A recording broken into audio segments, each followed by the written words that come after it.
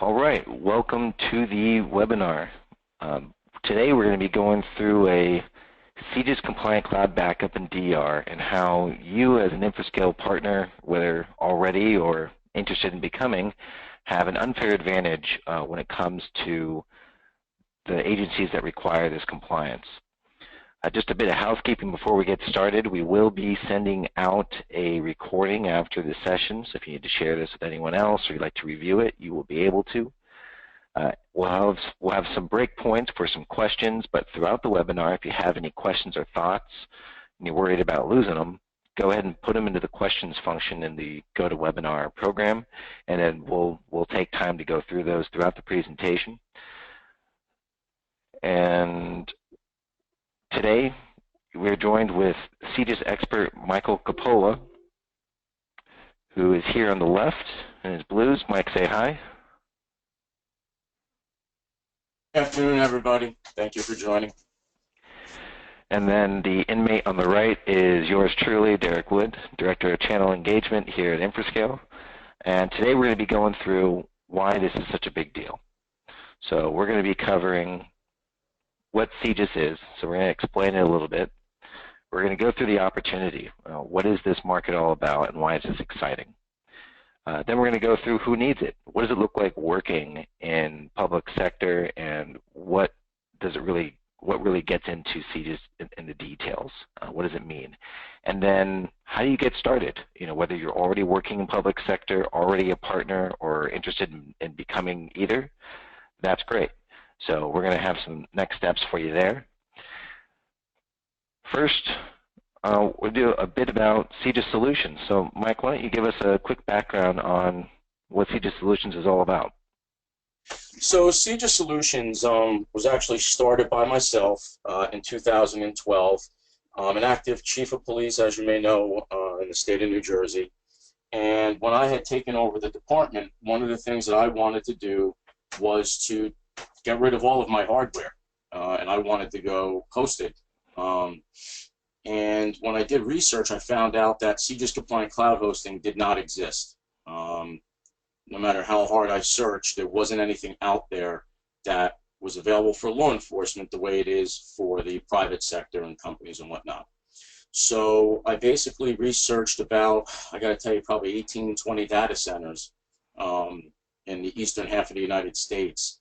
I only found one company who was able to modify how they do business for all intents and purposes, how their contracts are done, and the security features that they have to meet what we needed to meet to be CJIS compliant. So we signed a special agreement with them, and CJIS Solutions was born, and it was basically designed from inception around the CJIS security policy. It's not something else we do, it's the only thing we do. So from the ground up, everything revolved around CJIS, the CJIS security policy. Being in law enforcement myself, one of the challenges that everybody seems to have is becoming compliant, and I inherently was already. So making all of my staff compliant was kind of the easier part for us, I guess you would say. And then it was tackling logical and physical access safeguards to meet the policy.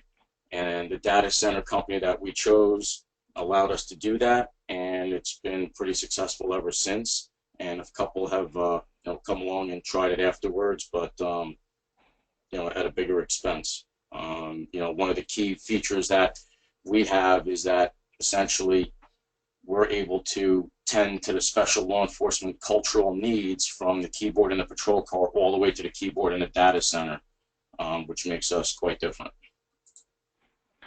Terrific. Yeah, and that's one of the reasons that when Mike first came to us about 2 years ago, we thought it was a really interesting partnership to get into. Quite a niche, and we've always boasted security as one of our platforms of strength. So we went forward with it. So let's get into what is CJIS? What does it stand for? What does it mean? First, before we do that, we're going to do a quick poll. So we're going to see, because we have a mix of existing partners, which some of you I recognize, hello, and then some people that may have not heard of us before. And we want to know, have you worked with public sector before? So just take a quick minute and answer that poll. And while you're answering that poll, another question that we don't have a poll for, maybe you just put it in your questions tab. Do you have any current active public sector deals or projects that you're managing or working on that you would apply this to nearly immediately? We can set up a meeting afterwards to go through specifics, but that would be interesting to hear as well. Okay, great. Looks like we're about a third of you already work in public sector. So that's pretty good. And the rest of you, this could be a new opportunity to get into the market. So, CJIS explained.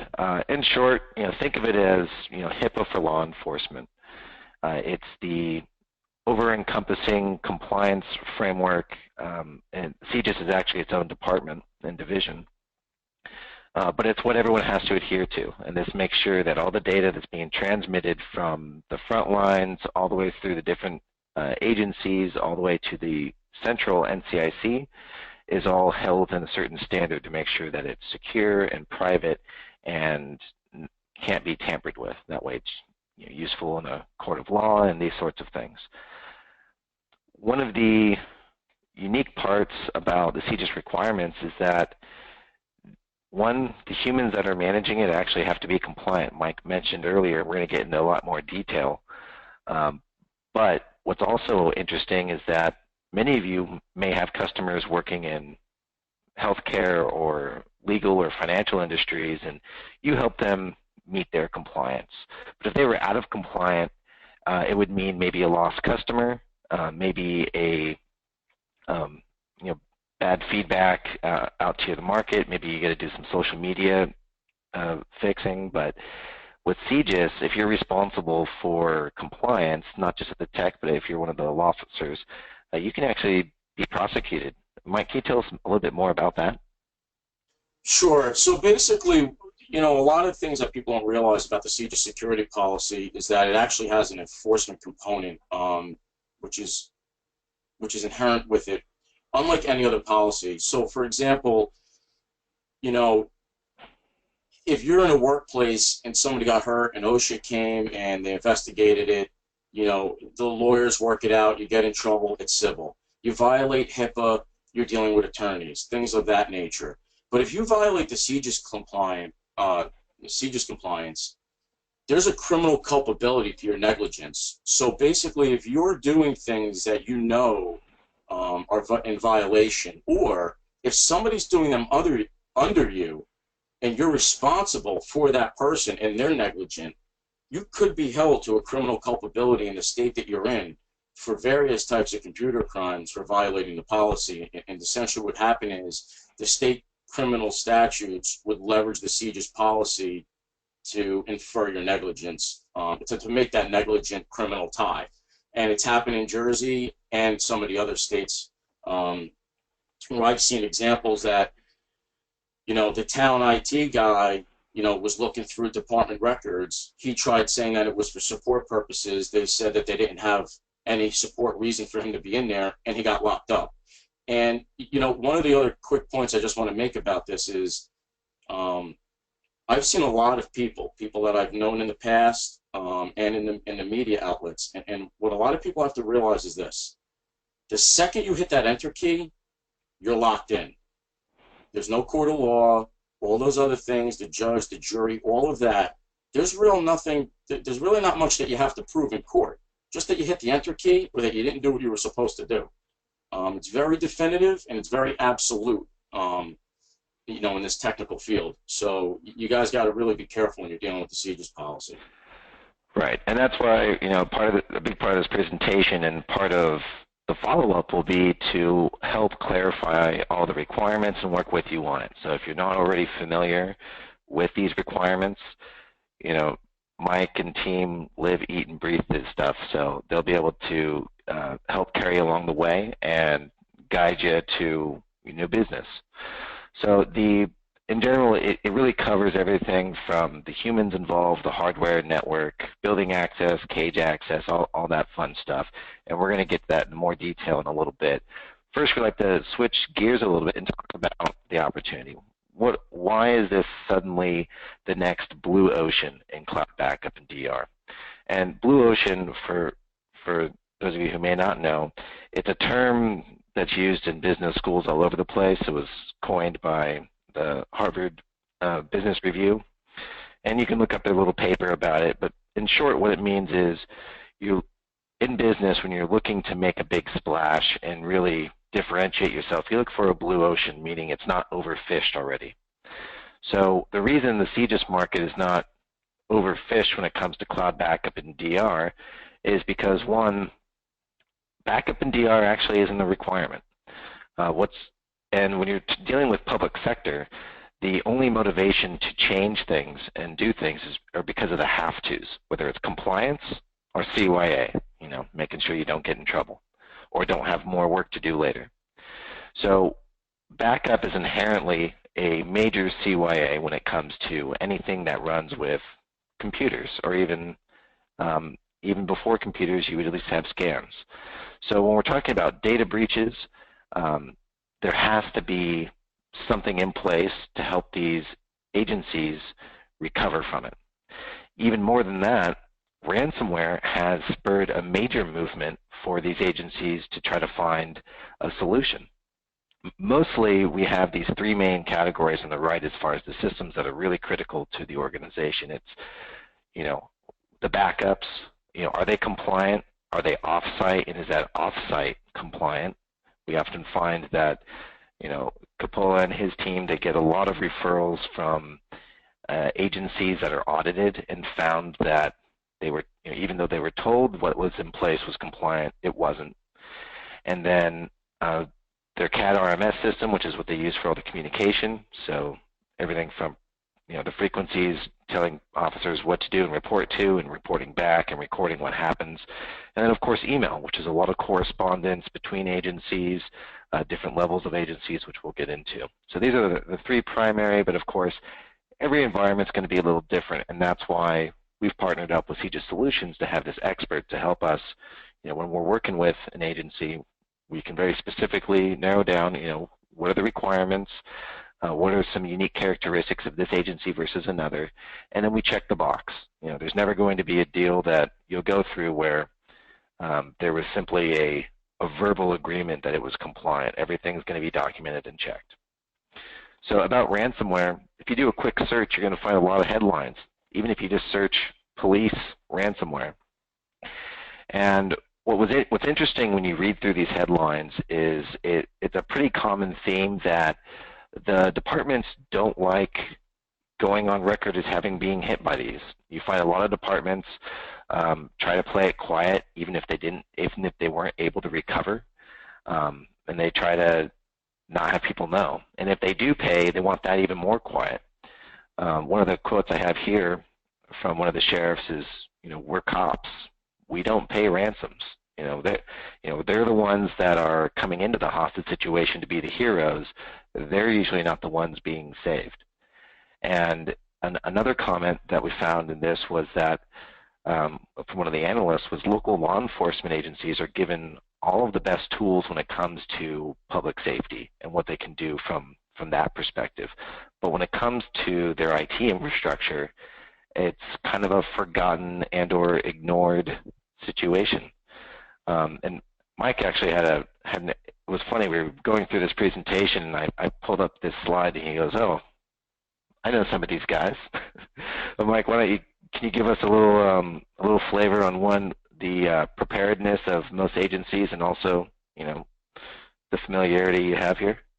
Sure. So, for example, the one in Cape Cod for September 26th, and the uniqueness about that date is, as we were working on this presentation and offering it to the partners and whatnot, that's like a day or two after that article is a day or two after I got a phone call from the agency where basically, and I'm not going to name them, but basically this department calls me and says, "Hey, the CAD RMS vendor told us to call you guys because, you're working with them for all these other departments, and we need data backup." I said, "Okay, so well, how much data do you have?" He goes, "Well, I'm not sure because we're still trying to pay the ransom to get our data back." And I'm like, "So you need data backup?" Or I said, "Or do you need help recovering them?" Because I wasn't sure where they were at that point. He says, well, he goes, we got the crypto virus yesterday. This morning we tried to use our CAD RMS. All of our files are encrypted. We're negotiating with the person who encrypted them to get our files back, and then we have to back it up. And my first reply to the lieutenant and the chief were, well, you probably should have called me yesterday, not today, but tomorrow we can help you again after you unencrypt it. And I think going back to Derek's point, one of the biggest problems, and those of you on this call who are in public sector, and those who are not need to realize that government does things because they have to. Private sector does it because they want to. It's profitable. It makes them more efficient. It makes their businesses run better, and they're motivated by financial or corporate growth, whatever their reason may be. Okay, work from home, BYOD, whatever they're going to leverage the technology for. I mean, for all intents and purposes, attorneys and police departments just got rid of their typewriters like last year, and everybody else has been using the cloud since for the better part of a decade now. So law enforcement is very late to adopt to technology because back in the day, you didn't need technology to arrest somebody.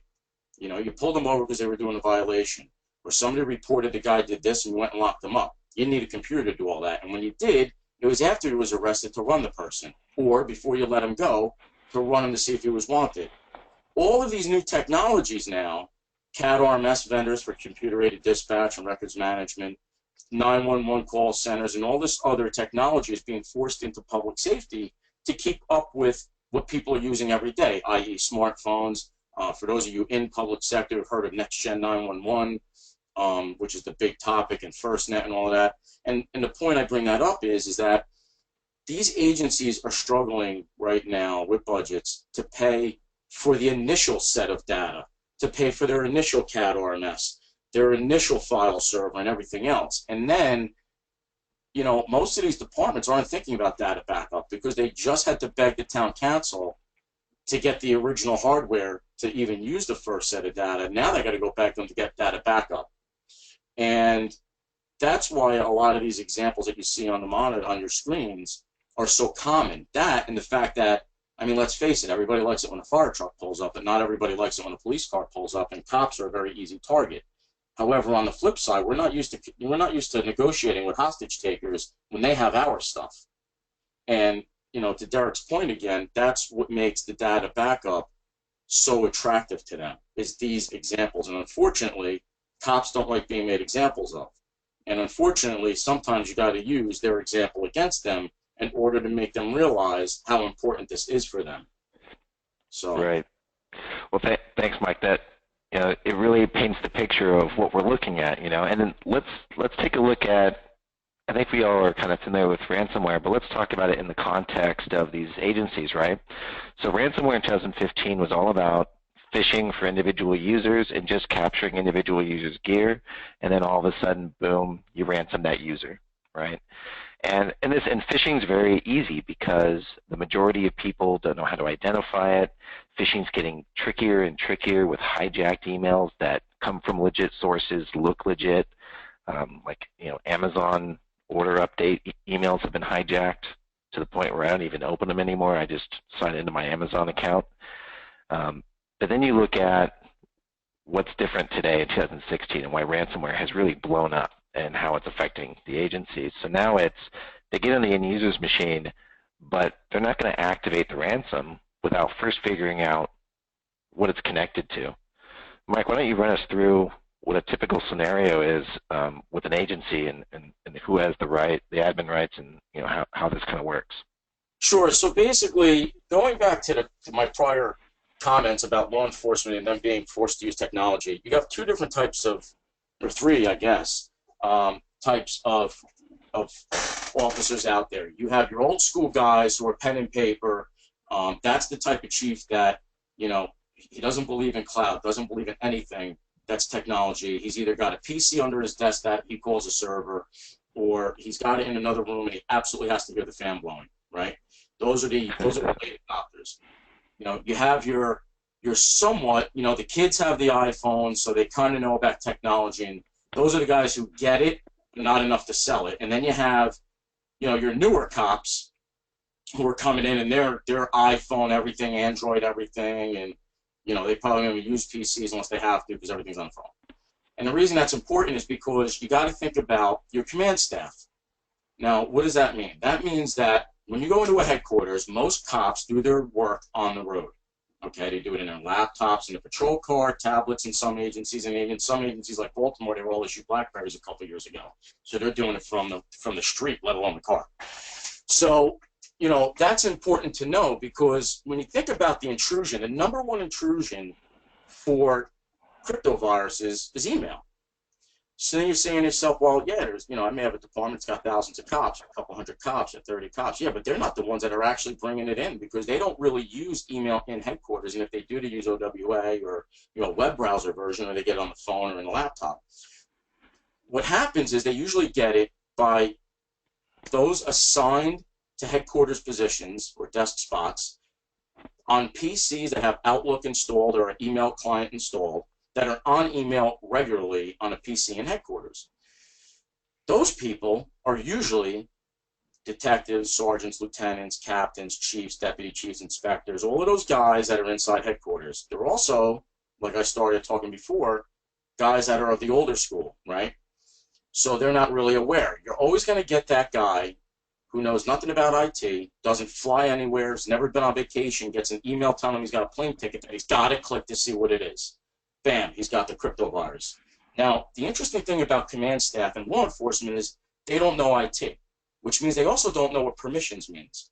Permissions to them means I'm a lieutenant, I want access to everything. I'm the chief. I get access to everything because I'm the chief. In the IT world, that's a problem because now if I'm a chief and I'm the guy clicking on the airline ticket and I told the IT guy, I'm the chief, I get access to everything, basically what happens is the chief that doesn't know anything about IT just downloaded the ransomware virus, and the ransomware virus is not only encrypting his computer, but everything that's mapped to his computer that he told the IT guy that he's supposed to have permissions to. Now, those of you who are in public sector and know what I'm talking about, these are probably also the chiefs that are never in any of those mapped drives. They don't do investigations anymore. They're not looking at those files, so there's really no need for them to have the mapped drive other than they want it. And the newer versions of the ransomware virus, for those who don't know, have network discovery on them.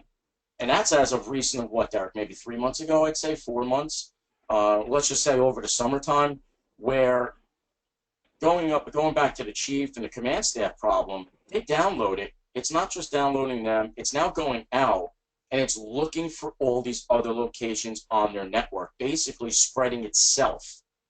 Okay, and we'll get into in a little bit why offsite is the important factor, because I'm getting calls from departments where their backups are encrypted with the crypto virus because of how they set it up.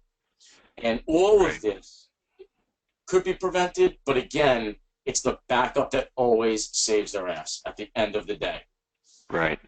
Thanks, Mike. Yeah, and it's no different, and the differences between the public sector and the private, and what you're experiencing with private sector with the permissions is a big deal, right? Because that's one of the first steps that, in our ebooks that we say how to prevent ransomware, manage your permissions, have security in place. And when you have smaller agencies, and then if you have a hierarchy power structure like that, it can be imposing even with guys who know that it's not the best way to go about it.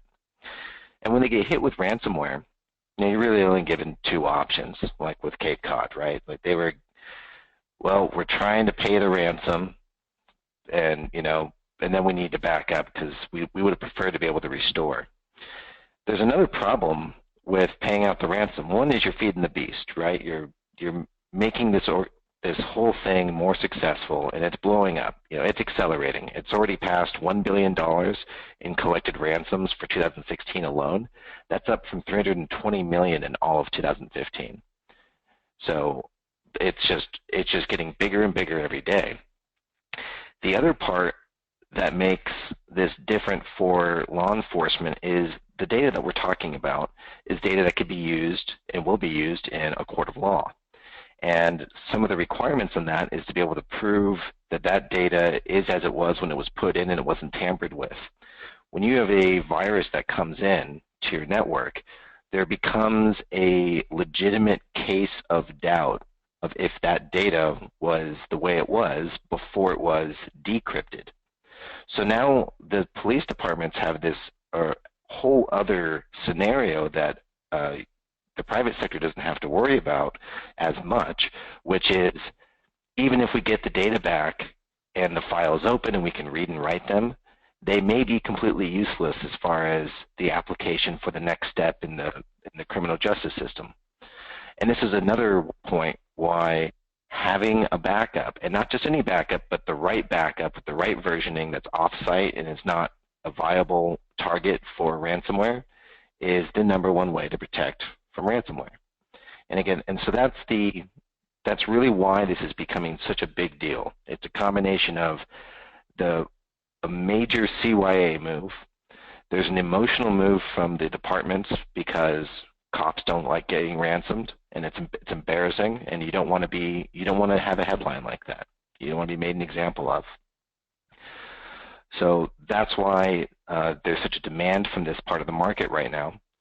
But let's talk about some pros and cons of public sector. Some of you are thinking, well, I don't know, maybe there's a reason you don't work in public. Maybe there's a reason that some of you do. So cons, let's start there. One, we all know working with public sector means longer sales cycles. You know, rule #1, be patient. Rule #2, be patient. The other part of it is you have a layered decision-making process. And we'll get into this in a little bit more. And for those of you interested, we can go into it in much greater detail when we start working with you on some contracts. But the decision-making process, you're going to be in much less control than you would in a private sector deal. You're going to have layered people that you got to sell up through that you don't know, they don't know you, they don't even know anything what you're talking about. The other con is that it's a niche market, and with niche markets, they talk to each other. So you do a good job, it's also a pro. Everyone knows you did a great job, and all of a sudden your name is being thrown around. Like Michael said earlier, he and his firm are getting referrals every week, it seems like at this point, from CAD RMS providers, because they heard CJIS Solutions does a great job with CJIS-compliant backup, recovery, and DR IT services. Go to them if you have any problems. So that's terrific. If there was a major issue, that information would travel just as quickly. The major pros is, despite the long sales cycle and decision-making process and all this added patience you may have to have, working with public sector is great because they pay their bills on time and they pay them in full. You know, they don't like going through recurring costs. It's, you know, what's the cost for the next year? Take that out of my budget, get rid of it, and then that's it. Also, they're not going to cancel on you unless there's a legal reason, a compliance, or a CYA reason. You know, you have to mess up really bad for them to actually go through the effort of canceling your contract and then having to find a replacement, because it's a lot of work because of the approval process, which we'll talk about in a second. So this is, you know, in short, I would say public sector is it's a very rewarding sector to work in, but you have to know what you're getting into, and you have to put in the time. So we went through. One of the other things there, that cops buy from cops. It's the way it is in the culture. If I find out that an agency near me is using an item that I'm also looking to do, those cops go out, they talk to the other department and say, what do you use? There's not a million questions. They're not selling each other. They used it, and that's it, I'm going to buy it. And one of the reasons for that is because they've already vetted it, and I trust another cop. So if one department hears that another department's using it, that's all they need to know. They don't need to know anything else. Just how much is it, they submit it, and that's the end of it. So the fact that another agency, and I will call them those little nucleuses because everybody operates in little town cliques, knows it. Like Derek said with the referral network, they sell it for you practically. You know, but again, on the con column, you know, they could work against you. But I mean, in the data backup world, that really rarely ever happens. Yeah, you get one big agency, and sometimes that's all you need. Okay, so a bit about some key sales insights for those of you who haven't gone through this before. So one, understand the requirements. You have to understand that you're going to be working with police officers that are trained to decipher truth from untruths, and if you kind of go back and forth and you're not quite, if you're not 100% certain of what you're talking about, it's going to be obvious to them. And that's why we're here. We're here to help you with that whole process. So, you know, we can get Mike on a call with you, help get the whole thing together. But it's important to know the specifics well enough where when you get into an environment which is not standard, which is going to be every one of them, that you can answer very specific questions. And you need to be able to be confident in that. And that's something, again, that's why this partnership and this presentation has happened, is because we're here to help you through that. The other part is the beachhead. Understand that the agency you're working with, you're typically going to have a champion that is consisting of one person or maybe a small group, depending on the size, that's going to want to get this done. And then from there, there's going to be a chain of command. There's going to be people above them, maybe even in different organizations. So if they need to get budget approval, they may need to go to a local council, or if it's a commission, there will be a commission purchasing process, and there's going to be a lot out of your control that you won't have a lot of visibility into. So there's going to be a lot of hurry up and wait time. So the key sales insights is really, you know, make sure you have someone that is a subject matter expert, like our friend here, Michael Coppola, and know who your champions are. You know, there was another thing that we were talking about. Mike, you had mentioned that you really need to stay away from upselling in these situations, which is what every salesperson's always trained to do. Is you want to get the biggest, best deal. Can you chat a little bit about that? Sure. The simplest sales thing I could tell you guys, as far as law enforcement, is we hate cops and we hate attorneys and we hate salesmen. Those two things, actually in that order. So if you're an attorney and a sales guy, you're going to have a little bit of an uphill battle. But one of the reasons why is because cops, I mean, by nature, are alpha personality, confrontational people. And if they're looking for something, then that's what they're looking for.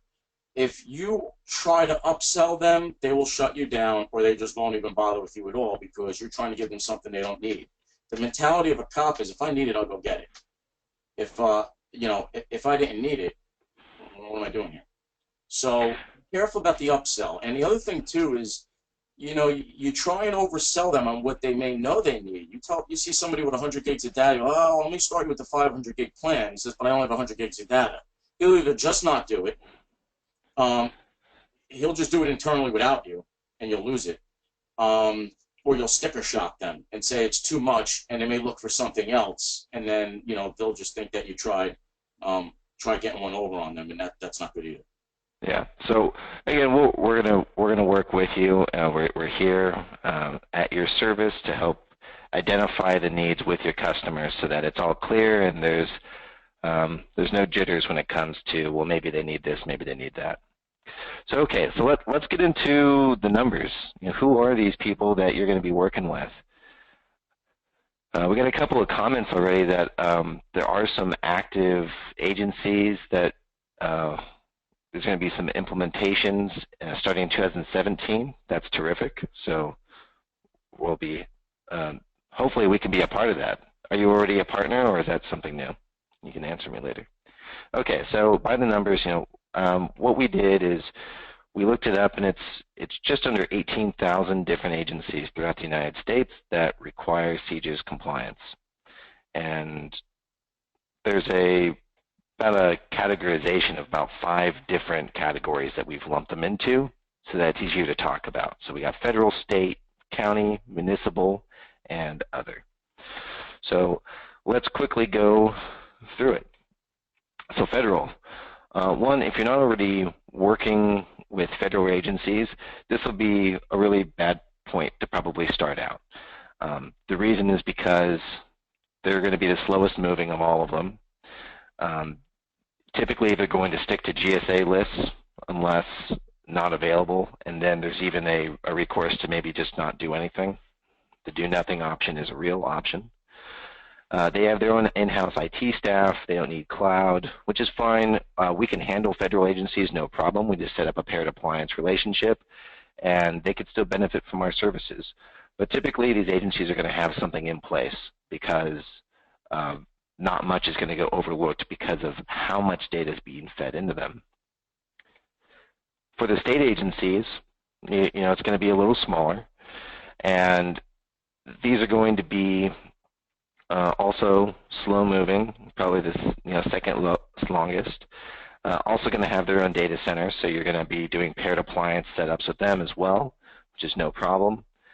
They're going to have in-house IT staff, which is great. It's what they need. They have to have CJIS compliant or CJIS authorized staff. Did I say that right, Mike? CJIS Yes. Authorized? Yes, CJIS vetted staff or CJIS compliant staff. Yeah, we'll get into what that means in a couple of slides. But these agencies also have multiple branches that work interdependently, so you may start working with one branch, which could coattail into some others, which is nice. But then you get into counties, and this is really where the opportunity starts to become pretty big. The reason is because there are a lot of counties, way more counties than states. The counties are also going to often be managing the IT and operations for others lower levels of agencies. So oftentimes you'll find that these guys are defining the policies for other agencies involved, or they'll take the lead. Mike, you want to run through this a little bit with a little more detail? Yeah, so well, adding to your point, some towns are smaller in a lot of counties, especially like outside the tri-state major metropolitan areas where, they don't have their own budgets, or they get their CAD RMS product from the county, or their email from the county, whatever it is. So they just do everything from the county, and the county handles their IT for them. They usually have their own IT guys in-house. Not necessarily all of them, no.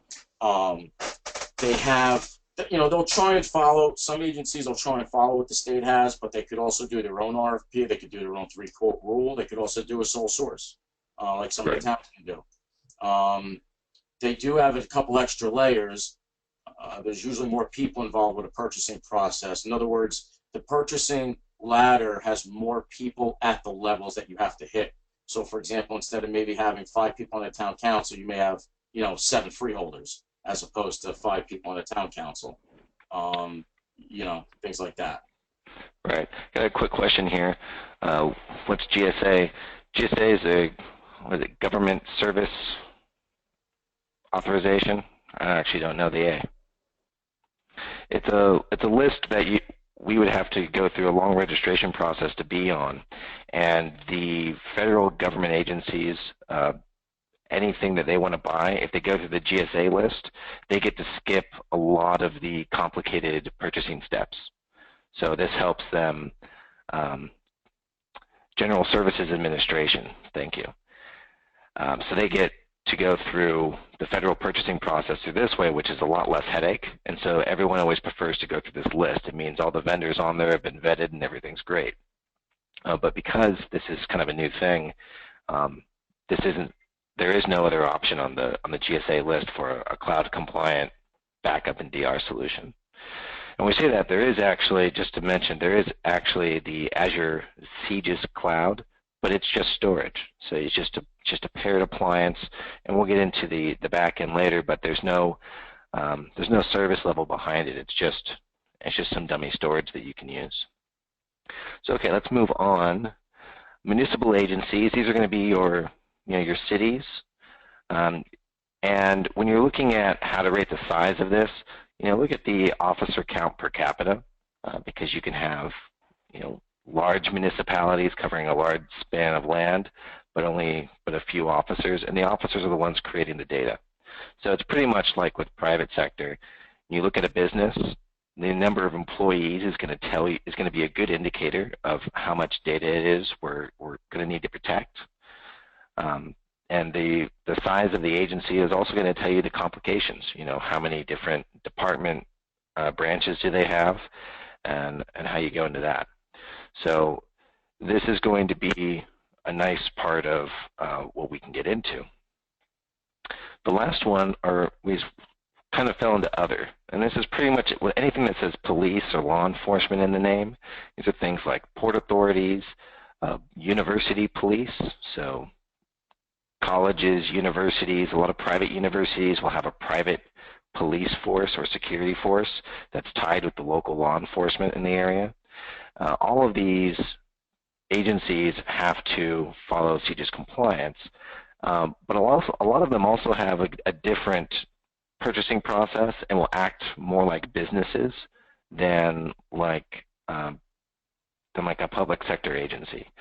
So they are not going to be in that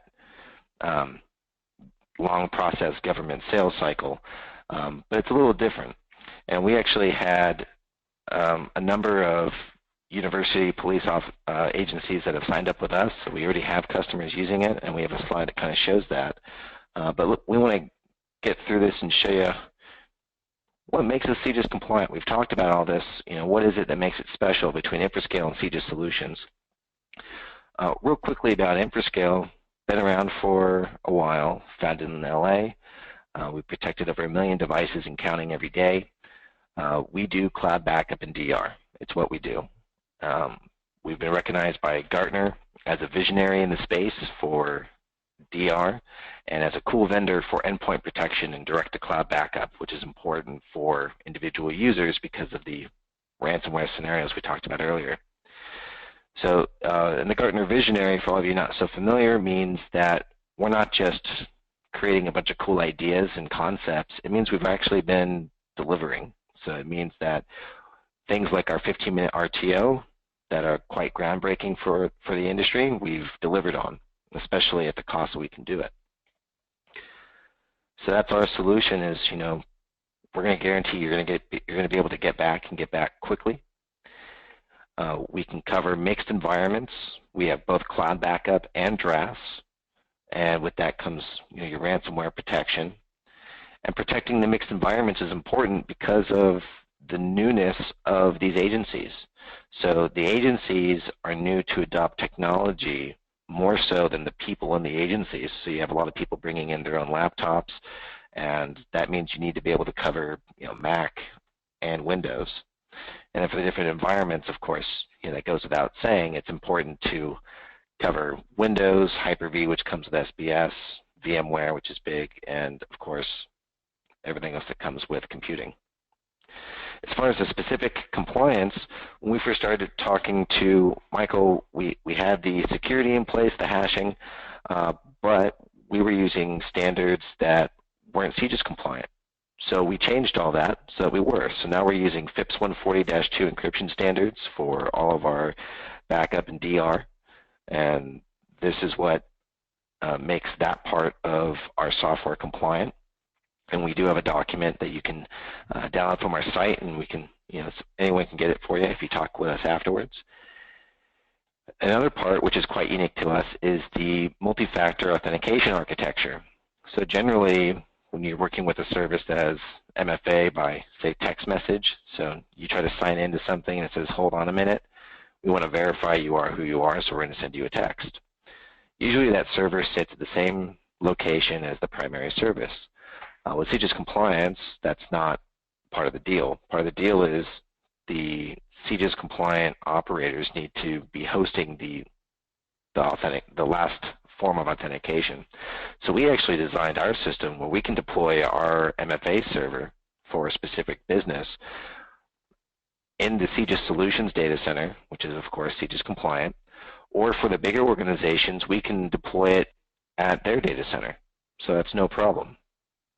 And this is a thing that's really quite unique to us, and it's this type of cloud architecture combined with being a software-first company, which is why we were able to execute on this partnership. You know, a lot of times you talk about, oh, wouldn't it be great if, but we actually made it happen because we are a software-first company. So if you want to have, if you have your own gear and that simplifies the purchasing process for your agency to not have to have hardware involved in something, then we can deliver a virtual appliance. That's no problem.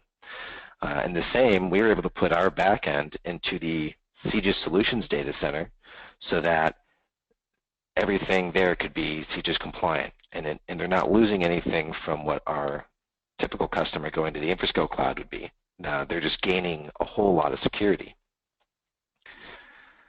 So some of our government customers, again, we'll send this out afterwards, but I want to let Mike get into CJIS Solutions and what makes them special. So Mike, have at it. Sorry, I mute myself there. So, so as I started to allude to earlier in the presentation, CJIS Solutions, again, is all we do. We're designed for cops, by cops. We don't host anybody. I mean, technically, could we host anybody else? Yeah, of course, it's technology. But it's all we host. We cater to them. We're in the culture. We're in the know with them. We talk what they talk because we are what they are. So there's a very exclusive, personal, concierge-style connection with our law enforcement agencies, and they really like that. They like the accessibility. They have a sales question or any other type of question on weekends, nights, doesn't matter. We're always around for them because that's when they're around. You know, most people talk about after-hours emergency support, but that's their regular hours. So, you know, they like that we're always there with them. You know, there's, as I spoke about earlier, you know, you had your 3 different types of guys out there, and most of the people that you saw on the slides earlier when we talked about more or less municipalities, not so much the county, although you will find some counties where this is the case, but it's usually the first guy in the department that had a smartphone or a laptop that's now the IT guy. So most of you guys that are on the call today are probably either the only IT company or you're helping that guy that had the laptop. So you're probably in the predicament that, you know, I used to be when I first started on the job. I made a mistake of telling somebody that, you know, I had the first Indigo Nextel flip phone, and next thing you know, I was fixing car computers somehow. I'm not really sure how that equated to it, but that's what the chief thought. So, oh, your phone lights up blue, well, you got to handle all the computers. So that's how that all started. But, you know, one second. So basically, jumping into how we designed ourselves, I'll get into the personnel first, I guess, and then we'll go into the logical physical. But as far as the personnel goes, real quick, data backup is a product that we offer, but when we started out, we didn't want to do just a host and go model. We didn't want to just say, we're going to host you, you figure out everything on your own, and you're on your own, because that really doesn't help them. Yeah, we do cloud storage, we do cloud compute, but we also offer email, the data backup, disaster recovery with Infrascale, 2-factor authentication, file sharing. So we offer products that the agency uses every day.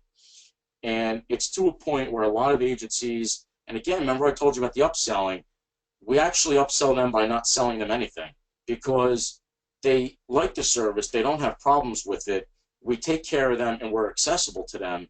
And then next thing you know, they go, well, you know, I've been doing backup, but now our chief wants to get rid of the email server because he found out how much a new one costs. Okay, no problem. And the next thing you know, they're spun up in like a day because we're already a vendor with them. So all the other products are a lot easier because we already are the vendor. The same way you may already have that relationship with the town as their IT vendor. So that's why this is a good gateway for you guys, because you're already working with them. This just funnels right to them. It's a lot easier.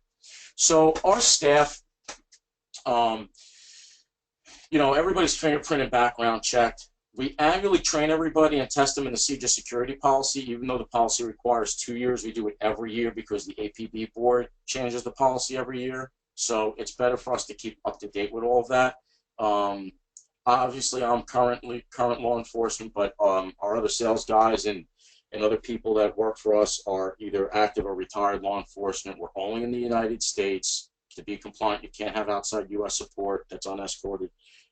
And available 24/7, 365, but not only for, again, support, sales. I mean, I've had chiefs text me a question on a Saturday, say, hey, can we do this? And next thing you know, Monday, he's ordering it because he thought about it on a Saturday, which, you know, he may have missed. I don't know. So as far as the personnel goes, you know, very easy to do. As long as they don't have a background. They got a background, you got a big problem. You got a real big problem if they come back with a prior arrest or something. And we also regularly monitor our guys. So, for example, if I fingerprint them on a Monday, approve them on a Tuesday, and they go get arrested on a Wednesday, well, my prints on Monday don't mean anything. So we keep tabs on everybody who works for us. Again, compliance being our top priority. Everything we do is designed around that policy. The whole policy, so you guys are aware, the whole policy doesn't always apply. It's the solution that you're using picks the pieces of that policy that needs to be applied to that solution. So it's a very fluid use of it when you're looking at technology, because it's not like you need all of it all the time. Just certain things need certain triggers for that policy. Everything, FIPS 142 encrypted, whether it's the two-factor authenticated VPN that administrators use, that you would use to manage the environments, or it's in facility or outside facility connections. Everything on our cloud compute, cloud storage, cloud backup environments are all FIPS 142 encrypted at rest. So I mean, we just have FIPS everywhere. 4 main environments that we have is cloud process, cloud compute, cloud storage, and the data and data backup of those 3 environments, and they're all separate for that ransomware purpose. Okay, if I go in and somehow I bring the ransomware with me, I can segregate everything without a problem. Everything that we do is logged as required by the policy, and all of the client environments can be logged independently. So if you have an agency that comes up with a couple servers, they have their own logging that's not part of the central facility logging. All the connectivity is segregated on either hardware or VLANs through the firewall or through the virtual environment. So they're all segregated. So if you have 5 different agencies and you're going to put 5 different appliances up by us, every one of those appliances is in its different environment. They're not, no 2 appliances touch each other. The cloud data backup and the DR environments, all single tenant. They're all designed like that on purpose. And then you get into the physical access. I told you earlier that we used a data center provider that was willing to bend their strict contract regulations. It's one of the top 2 largest providers in the world for data center facilities. And one of the reasons we went with them, it was a single throat to choke. I don't have the TV guy telling me that it's the cable box, and the cable guy telling me it's the TV. Meanwhile, I can't watch the football game. Everybody is in the same environment. So if it's a data center in Atlanta, a data center in Jersey, I have one point to contact. And there's a lot of verification process just before we even get to the CJIS Solutions environment. 16 points of verification, which includes 2 guard shacks, vehicle intrusion barriers, truck-rated perimeter fencing. Every square footage that can be walked on is monitored by automatically activated infrared and thermal cameras. Armed guards inside the facility, ballistic rated first floors, ID and retina card access, which is deactivated after you leave in case your card is stolen. So, I mean, even we couldn't get in without telling them we were there. You can't shoot your way in. Everything is DoD ballistic rated. And then once you get through all of that, you have to get to our environment. We have special environments where our cages go through the drop ceilings and floors to the concrete slabs. The facility or even public safety can't get into our environment without us. We have the only keys, the only people in the United States where we have the only keys to our environments. Everything is custom keyed for the cages, the cabinets. Everything's remote brickable, so if there was some type of massive incursion, some SEAL team comes in and cuts the whole environment and gets in somehow, everything can still be remote bricked as required by the CJIS security policy. And these are all things that an auditor wants to see. We get on a call with you and one of your agencies, and an auditor has some questions, and they see all this. They're going to know that you're not playing games. That you're really CJIS compliant. Yeah, do some data centers have this? Yes, some data centers have this. But tied in with what we're bringing to that cloud environment, no, they don't have that. So, we're going to be here for you. You're not going to be alone. You're going to get on these sales calls and do all these other things with, these leads with either these agencies or, maybe other partners or however you're structured, or even your own sales guys, whatever. And, we're gonna walk you through it. Especially once that cop on the other end of that phone hears another cop explain to them that we're using it and, we're vetting it and we're standing behind it, that means a lot to them. After we hang up, that's going to mean a lot to you, because Now you have that connection with the police department A, and that reference is now yours for B through Z. You know, we don't have to be there for you all the other times after those first few calls, because they'll vet you for yourself. Awesome. Well, thanks for the run-through, Mike. So there's a lot of information, as you can see, that we ran through. Those slides are pretty heavy, but we have the documentation for you, and especially for your customers. So what are the next steps? Well, if you're not already a partner, go join up. Visit us at infrascale.com, and then come chat with us about CJIS compliance and what you're currently working on, or if you're interested in getting into it. For those of you that are already partners, just register your deal with us on our website. Just make a note that it's CJIS, and then we can contact you to see if you need any assistance. But again, you know, we're here to help you. So this whole presentation was with this partnership, Infrascale is now offering Infrascale Partners the ability to offer CJIS compliant cloud backup in DR. And by the way, you're the only partners in the country that are able to do that. So final poll before you all go. Thank you for sticking with us for the whole hour. How'd you think about it? Is this interesting for you, especially those of you who aren't already working in public sector? You know, let us know what you think.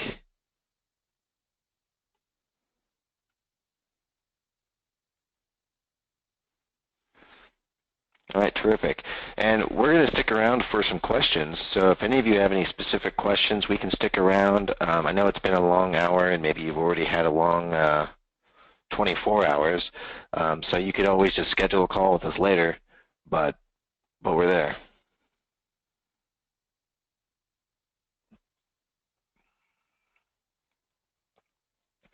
All right, looks like we have a vast majority saying yes, interested. Awesome to hear.